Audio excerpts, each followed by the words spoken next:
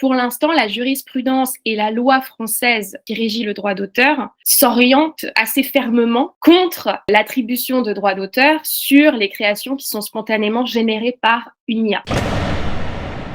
Bon, ça y est, elle est là, la vidéo sur les droits d'auteur, le droit de commercialiser vos images créées sur Midjourney, etc. C'est quelque chose qu'on m'a pas mal demandé. Donc ça y est, j'ai enfin des réponses à vous apporter. Enfin, pour être tout à fait honnête, c'est pas moi qui vais vous les apporter, puisque j'ai réalisé une interview d'une avocate spécialisée en droit de la propriété intellectuelle et du numérique. Donc autant dire quelqu'un qui est totalement légitime pour répondre à toutes ces questions. Du coup, vous allez enfin savoir si oui ou non vous pouvez mettre sur un t-shirt, par exemple, les images que vous avez créées sur Midjourney, lesquelles vous pouvez vendre, lesquelles vous ne pourrez pas vendre. Je pense que vous allez apprendre vraiment beaucoup de choses dans cette vidéo, parce que c'est pas un sujet qui a été beaucoup traité, il y a très peu de réponses, c'est encore un peu flou, donc là je pense que vous allez vous régaler. Allez, trêve de bavardage, on regarde l'interview ensemble. Aujourd'hui je suis avec Maître Gelin qui va nous éclairer sur des questions de droit d'auteur et Midjourney, donc une question un petit peu, pas épineuse mais un petit peu technique, donc je me sentais pas trop d'y répondre tout seul. J'ai préféré faire appel à une experte. Avant de commencer, Maître, est-ce que vous pourriez vous présenter brièvement, s'il vous plaît? Oui, bien sûr. Alors, donc je suis avocate au barreau de Paris. Je suis spécialisée en droit de la propriété intellectuelle, droit du numérique, et je m'intéresse tout particulièrement à cette question qui, comme vous dites, est très épineuse à l'heure actuelle de la création par intelligence artificielle, donc sur notamment Midjourney.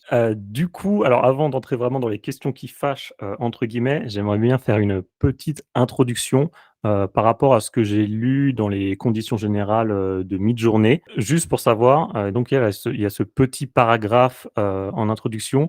Est-ce qu'il signifie que tout ce qu'on crée sur Midjourney appartient entre guillemets à Midjourney? C'est-à-dire que toutes les images qu'on fait, si jamais Midjourney veut faire, une publicité, veut mettre, sur un abribus une photo qu'on a créée, ils peuvent le faire et ils ne nous doivent rien du tout. Oui, alors c'est une question très intéressante. Effectivement, donc les CGU de Midjourney stipulent que Midjourney peut utiliser librement toutes les créations qui sont issues de son intelligence artificielle. Donc alors, il faut un petit peu resituer parce que quand on parle des CGU, on parle des conditions générales d'utilisation de Midjourney qui ont été rédigées par Midjourney elle-même et qui, en fait, sont susceptibles d'être inapplicables si elles contreviennent aux lois d'un pays ou à la jurisprudence d'un pays. C'est-à-dire qu'il faut bien comprendre que les CGU ne sont pas un texte de loi. Voilà. Donc ça, déjà, il faut, voilà, une fois que c'est dit, il faut également mentionner le fait que Midjourney a rédigé ses CGU sur la base du copyright. Et le copyright, c'est un droit de propriété intellectuelle qui est en fait l'équivalent du droit d'auteur français, mais qui en est quand même différent. Et par exemple, la principale différence entre le copyright et le droit d'auteur, c'est que pour pouvoir bénéficier d'un copyright, il faut faire une demande d'enregistrement auprès de l'Office américain du copyright, ce qui n'est pas le cas pour le droit d'auteur, qui naît simplement de la création et pour lequel il n'y a pas besoin de s'enregistrer, notamment auprès de l'Institut national de la propriété intellectuelle, donc l'INPI. Donc ça, une fois, il faut vraiment recadrer un petit peu ça déjà pour pouvoir répondre à votre question sur est-ce que finalement Midjourney peut utiliser ou pas les contenus. Parce que, par exemple, là, récemment, on a une décision de l'Office américain du copyright qui date du 21 février 2003. Peut-être que vous en avez entendu parler, voilà, sur la C'est BD. là, je crois que j'avais fait une vidéo, c'est par rapport à Christina là, c'est ça la Zaira of the Down, ouais, ouais, c'est ça. la Ouais, tout à BD. fait. Voilà, exactement. Donc en fait, là, l'Office américain du copyright nous dit que donc il y a eu un retrait partiel du copyright sur une BD dont les images avaient été générées exclusivement grâce à Midjourney. Donc là, ce que nous dit l'Office américain du copyright, finalement, c'est que a priori, le copyright n'est pas applicable dans la logique de Midjourney. Donc vous voyez le lien que je fais entre cette actualité et les CGU de Midjourney qui se basent sur une logique de copyright pour pouvoir s'octroyer le droit de réutiliser les images. Voilà. Donc ça déjà, voilà, on en tire les conclusions qu'on en tire. Mais déjà, il y a cette idée-là. Et ensuite, pour la France, on n'a pas encore de jurisprudence Midjourney en France. Par contre, on a des jurisprudences voilà, qui datent d'il y a un certain temps et qui, en fait, constamment nous disent que finalement, pour pouvoir bénéficier d'un droit d'auteur, il faut qu'il y ait un effort créatif humain. Or, lorsqu'on utilise une intelligence artificielle de prompt art qui génère spontanément une œuvre, la question de l'effort humain est discutable. Voilà. C'est-à-dire que pour l'instant, la jurisprudence et la loi française qui régit le droit d'auteur s'orientent assez fermement contre l'attribution de droits d'auteur sur les créations qui sont spontanément générées par une IA. À partir de toutes ces constatations, finalement, pour répondre à votre question, ce qu'on peut dire, c'est que il n'y a pas a priori d'application ni du droit d'auteur ni du copyright aux œuvres qui sont générées par l'IA de Midjourney. Donc à partir de là, est-ce que les CGU sont applicables? Est-ce que les CGU ne contreviennent pas au droit local? La question est posée. Ça rejoint un peu parce que ce que je voulais vous montrer après, je pense que vous les voyez là. Ouais. C'est en fait ces 2 phrases qui m'ont fait un peu tiquer justement dans ces conditions sur Midjourney. C'est, en gros: «Sous réserve de la licence ci-dessous, vous possédez tous les actifs que vous créez avec les services, dans la mesure du possible en vertu de la loi en vigueur», première chose. Et ensuite: «Midjourney ne fait aucune déclaration ou garantie concernant la loi en vigueur qui pourrait s'appliquer à vous. Veuillez consulter votre avocat» et cetera. Donc moi, je l'ai interprété, pardon, en mode, alors sur le papier, vous avez les droits, mais en fait, ça dépend de la loi en vigueur dans votre pays, quoi. Donc en théorie, c'est beaucoup plus compliqué que ça. Est-ce Exactement, voilà. Et OK. c'est pour ça que j'ai fait tout ce développement peut-être un petit peu qui au départ, on pensait que ça pouvait pas forcément avoir de rapport avec la question, mais en fait, c'est vraiment toute la question de l'applicabilité finalement de ces CGU. Et en fait, c'est vraiment la question qui est derrière tout ça en creux, c'est l'application de droits de propriété intellectuelle, donc soit de copyright, soit de droits d'auteur, sur les créations qui sont générées par une IA. Voilà. OK. Ce qu'on va faire, c'est qu'on va essayer de rentrer peut-être un peu dans des cas, un peu plus concrets quand même. On va voir, par exemple, si on crée, différents types d'images, ceux qu'on pourrait commercialiser ou non, ceux qui pourraient nous appartenir ou non. Et par exemple, voilà, on va commencer, simplement, je dirais, avec des images, de type, peinture abstraite, quelque chose comme ça. Donc ça, c'est des prompts très simples que j'ai utilisés sur Midjourney. On a également, un petit toutou, voilà, très mignon. Et qu'est-ce que j'ai d'autre? J'avais un décor, un paysage, voilà, cascade, ciel étoilé, et cetera. Est-ce que, admettons, si je veux commercialiser ces images-là, enfin, disons, prendre ces motifs, les plaquer sur un t-shirt, par exemple, et les vendre, est-ce que, je pourrais le faire? Oui, alors, donc cette question rejoint vraiment la précédente, puisque donc là, on va encore se référer au CGU de Midjourney, qui stipule encore une différence entre les personnes qui payent un abonnement et ceux qui n'en paient pas. Ceux qui ne paient pas d'abonnement, finalement, n'auraient pas le droit de commercialiser puisqu'ils ne détiendraient pas les droits de propriété intellectuelle sur les créations. Et ceux qui paient un abonnement, en fait, se verraient céder les droits de propriété intellectuelle, donc le copyright ou le droit d'auteur, sur les créations générées par l'IA Midjourney. Or, on vient de voir qu'effectivement, c'est pas si évident que ça, le fait que les créations générées par l'IA Midjourney soient protégées par le copyright ou le droit d'auteur. Donc, encore une fois, il faut savoir potentiellement remettre en question les CGU de Midjourney, qui d'ailleurs, je le rappelle, peuvent faire l'objet de modifications par Midjourney à tout moment. Je crois que la dernière version en vigueur date du 10 février 2023, donc elles sont susceptibles de changer. Donc voilà, une fois qu'on a dit ça, il y a les CGU de Midjourney, il y a les droits de propriété intellectuelle. Donc, a priori, s'il n'y a pas d'application ni du copyright ni du droit d'auteur sur les créations, en tout cas là, celles que vous avez montrées en exemple, il n'y a pas finalement d'obstacle à ce qu'elles soient commercialisées par les personnes qui les ont générées. Voilà. C'est un bon point déjà. Bah oui. C'est bien. Non, c'est bien qu'on puisse faire quelque chose de ces images de temps Bah en oui. temps. OK, donc pour ça, on dirait OK. Ensuite, je ne sais pas si ça change quelque chose, si c'est un personnage humain, Mhm. alors je pense que non du coup, mais qui est fictif, qui n'existe pas, que j'ai créé de toutes pièces. Ouais. Alors effectivement, bah là, ça rejoint l'exemple de la BD Zarya of the Down, Mmh. qui finalement, pareil, avait créé un personnage fictif humain. Et il n'y a aucun problème au niveau de la commercialisation finalement de ce personnage. Donc oui, effectivement, il y a pas de souci. Attention cependant, puisque s'il n'y a pas de copyright ou de droit d'auteur, ça veut dire que ce personnage fictif peut être commercialisé, mais il peut aussi être copié et repris par tout le monde. Oui, Voilà. d'accord. OK. Oui, c'est bien de le préciser.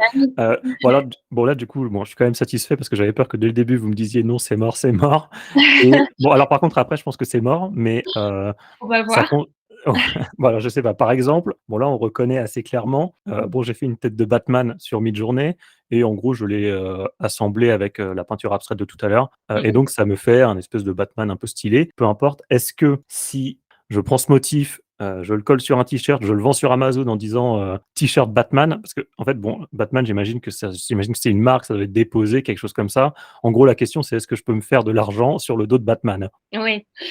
Alors, effectivement, là, la réponse, elle est plus dans la négative, comme vous pouvez vous Je y me attendre. doutais. Voilà.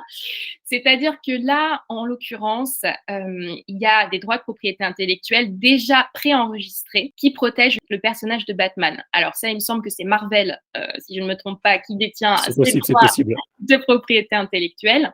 Donc, si vous générez une image, cette image typiquement, et que vous souhaitez ensuite la commercialiser, Marvel est fondé à vous poursuivre, en tout cas pour déjà atteinte au copyright, aux droits d'auteur, aux droits des marques et tous les droits de propriété intellectuelle qui sont susceptibles de protéger ce personnage, mais également pour concurrence déloyale et notamment parasitisme.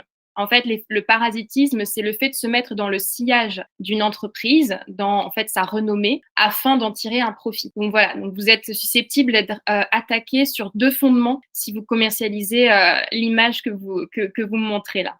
D'accord et alors, peut-être question très bête, mais si je change le nom, enfin, si lui, je l'appelle pas Batman, mais j'en sais rien, l'homme chauve-souris, enfin, j'en sais rien, Ouais. ça change rien, j'imagine, hein?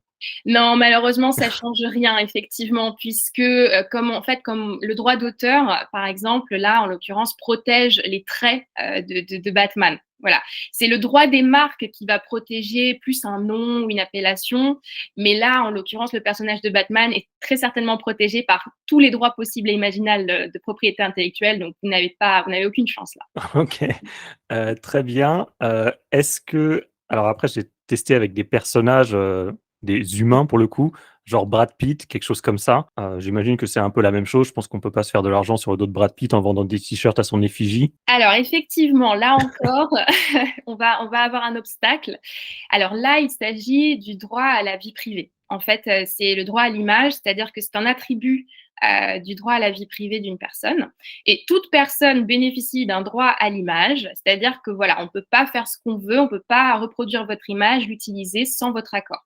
C'est pareil pour Brad Pitt, sachant qu'il faut quand même noter que pour les personnes célèbres, le droit à l'image est un petit peu atténué notamment pour tout ce qui est utilisation à des fins journalistiques. C'est-à-dire que vous pouvez utiliser finalement l'image de Brad Pitt dans un magazine pour présenter son dernier film, etc., sans forcément obtenir son accord. Par contre, pour pouvoir commercialiser voilà, un t-shirt ou peu importe avec les images que vous me présentez là de Brad Pitt, qui est très facilement reconnaissable, Ah il merci. faudra, oui voilà, il faudra effectivement obtenir son accord. Et si vous le faites en violation de son droit à l'image, là, vous êtes passible de poursuite. OK, bon ça je m'en doutais un peu, mais quand même je voulais savoir, est-ce que ça change quelque chose si c'est un personnage historique, qui est mort depuis des siècles? Est-ce que, là c'est Napoléon pour le coup, mais ça pourrait être n'importe qui d'autre. Est-ce que ça change quelque chose? Ou bien au bout d'un moment, est-ce que ça tombe dans le, enfin comme on dit déjà dans le Le domaine domaine public ou public. quelque chose comme ça? Alors, le domaine public, c'est un petit peu différent. Justement, le domaine public est très attaché au droit de propriété intellectuelle.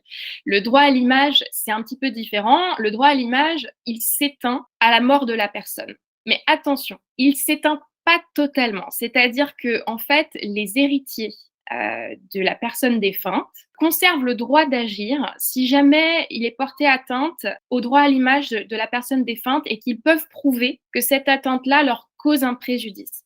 C'est-à-dire que typiquement, s'il reste des héritiers de Napoléon et que vous produisez une image qui peut porter atteinte à son honneur ou en tout cas à l'honneur de sa famille, etc., vous pourriez être passible de poursuites sur ce fondement-là. Donc là, je dirais que c'est à peu près possible, mais si on se met d'accord en fait avec les héritiers ou quelque chose comme ça? Vous n'avez pas Non? forcément besoin de vous mettre d'accord avec les héritiers. Là, les images que vous me présentez ont l'air tout à fait correctes et voilà, il n'y a aucun problème. Par contre, il faut faire attention à l'image que vous générez et voilà, à l'honneur, etc. D'accord, donc si ça reste dans les clous, que Ouais. c'est positif, ça peut le faire. Là, on pourrait, commercialiser tout ça. Oui, exactement. OK, très intéressant. Merci et du coup ah là, oui, alors là, peut-être que je vais vous poser une colle, je ne sais pas. Vous savez que sur Midjourney, on peut faire des images dans le style de, Oui. donc là, alors je sais plus ce que j'avais tapé, mais peut-être, une femme dans le style de Picasso, par exemple, ou, un personnage dans le style de Dragon Ball Z. Donc là, bon, ce personnage n'existe pas, dans la série, mais pour autant, voilà, ceux qui connaissent reconnaîtront tout de suite, le style de Akira Toriyama. est-ce que là, ça change quelque chose? Est-ce que si je veux faire un t-shirt avec ce motif-là, avec ce personnage, je peux ou pas? Alors, effectivement, c'est très intéressant parce que là, je vais me fixer dans la logique du droit d'auteur, hein, qui est le droit français. Le droit d'auteur, il protège une création, mais il ne protège pas une façon de créer. Donc, il y a une nuance à voir là-dedans. Attention cependant, parce que les droits d'auteur, les contrefaçons s'apprécient en fonction des ressemblances. Donc là, l'image de Picasso que vous m'aviez présentée, en fait, elle est quand même très, très, très ressemblante potentiellement à des œuvres de l'artiste. Et il faut savoir que Picasso, il n'est pas encore dans le domaine public. Les droits d'auteur, ils survivent 70 ans après la mort de l'auteur. Donc Picasso sera dans le domaine public en 2043, si je ne me trompe pas. Donc pour l'instant, moi, je ne commercialiserai pas ces images créées à la façon de Picasso, pour répondre à votre question. Et puis, il faut également mentionner que de plus en plus de plateformes de prompt art mettent en place des systèmes d'opt-out. Je ne sais pas si si vous en avez entendu parler. Non. C'est-à-dire qu'ils permettent, je crois que DeviantArt l'a fait notamment, ils permettent aux artistes finalement de retirer leurs œuvres de la base de données qui nourrit l'IA, justement pour éviter des questions finalement de violation de droits d'auteur et de copyright. Il faut aussi prendre en compte ces choses-là et vérifier s'il y a un droit d'opt-out ou pas pour l'artiste que vous avez utilisé finalement. Comment on pourrait le vérifier, ça? Ouais, alors c'est pas évident. Je pense que la première chose à faire, c'est de vérifier les conditions générales et de voir si déjà l'option de l'opt-out est donnée aux personnes et comment ils peuvent l'exercer, si c'est facile à exercer ou pas.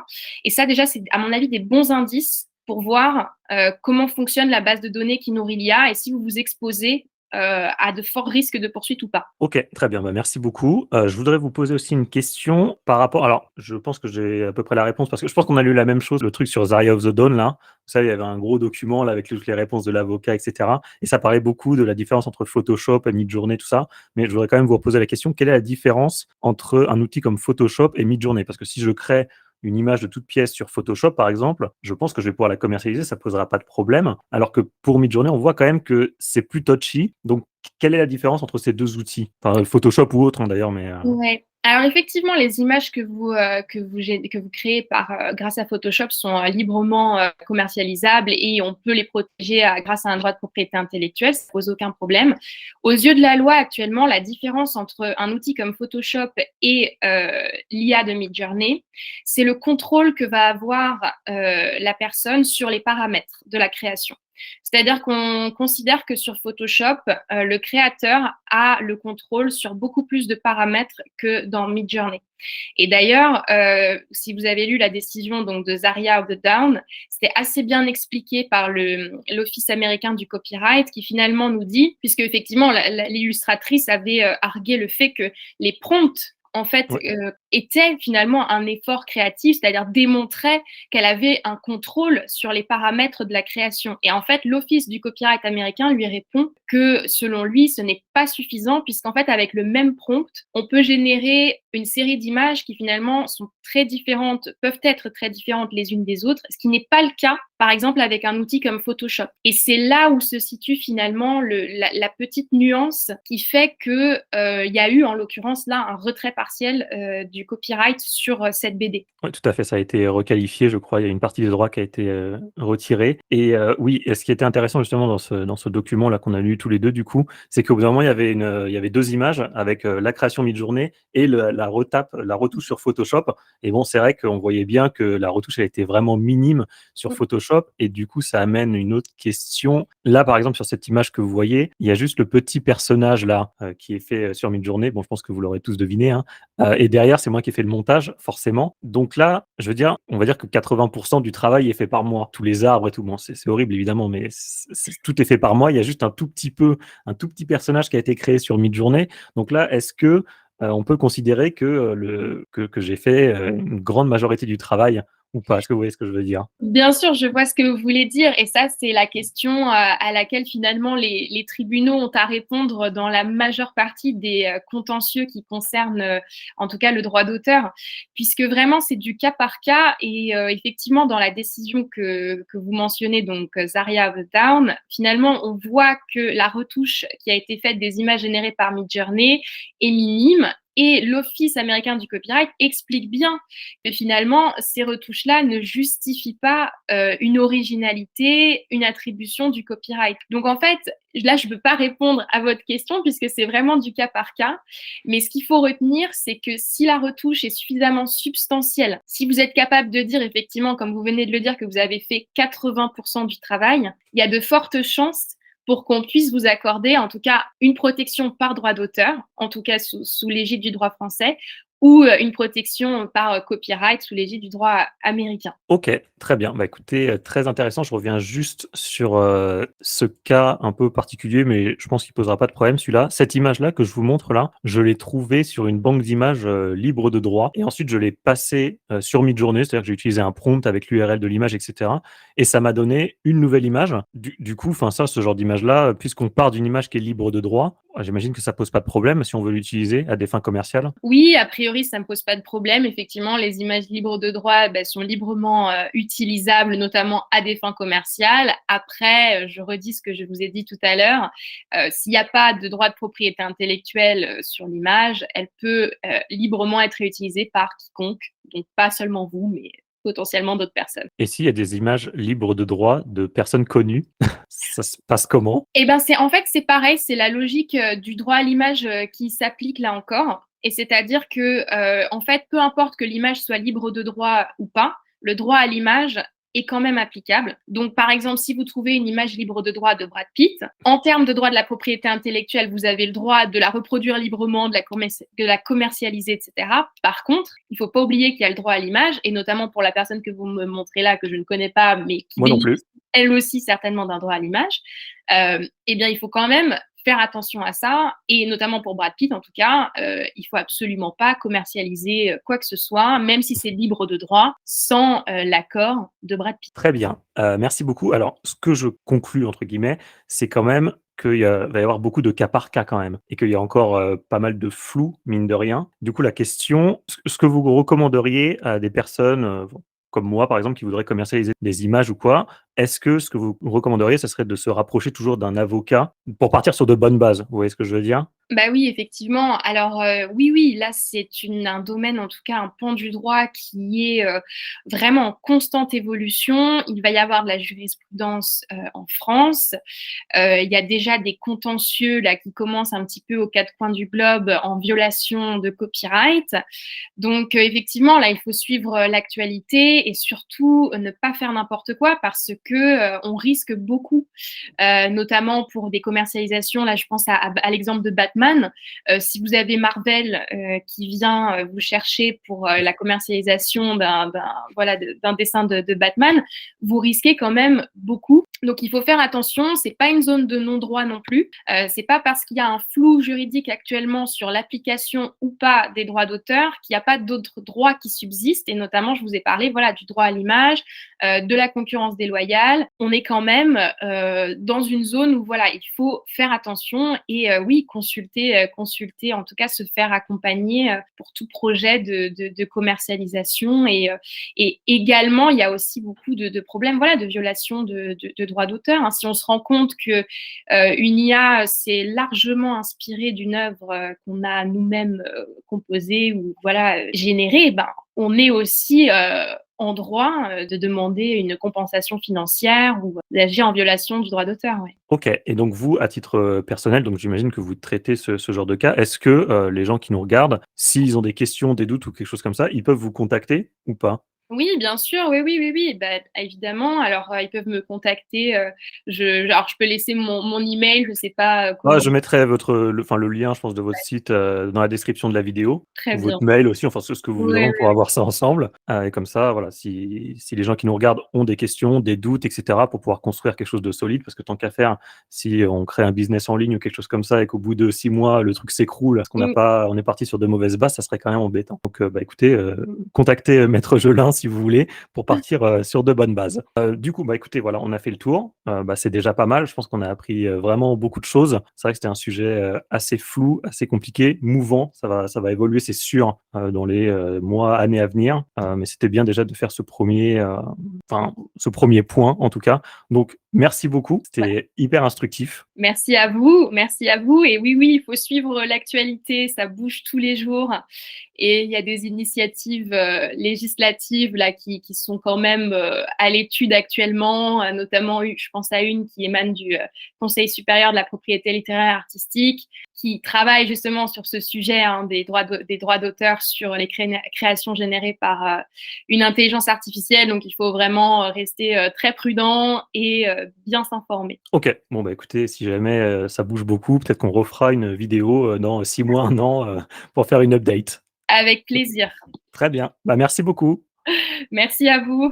Bon alors, elle était pas bien cette interview. Je pense que vous avez appris beaucoup de choses, moi aussi par la même occasion. Vous y voyez beaucoup plus clair sur ce que vous pouvez commercialiser ou non d'ailleurs. Donc encore merci à Maître Gelin, c'était vraiment très sympa de sa part d'avoir accepté cette invitation. Et comme on l'a dit à la fin de l'interview, je vous invite quand même à vous rapprocher d'un avocat spécialisé. Si vous avez l'ambition de créer un projet autour de Midjourney, mieux vaut partir sur des bases solides parce que si votre projet s'écroule au bout de 6 mois à cause d'un problème de droit d'auteur, copyright, etc., vous allez vous en mordre les doigts je pense. Donc autant faire les choses bien dès le début. Pour rappel, vous pouvez toujours télécharger mon article qui s'appelle 10 astuces pour optimiser votre référencement sur Midjourney. C'est le premier lien qui se trouve dans la description de la vidéo. Et si toutes les histoires de droits d'auteur, etc. vous intéressent, j'avais aussi réalisé une vidéo sur justement Zarya of the Dawn. On en a pas mal parlé pendant l'interview. Si jamais vous voulez en savoir plus sur ce sujet, c'est la vidéo qui s'affiche en plein milieu de votre écran. C'est hyper intéressant, donc si vous ne l'avez pas vu et que la thématique vous intéresse, foncez.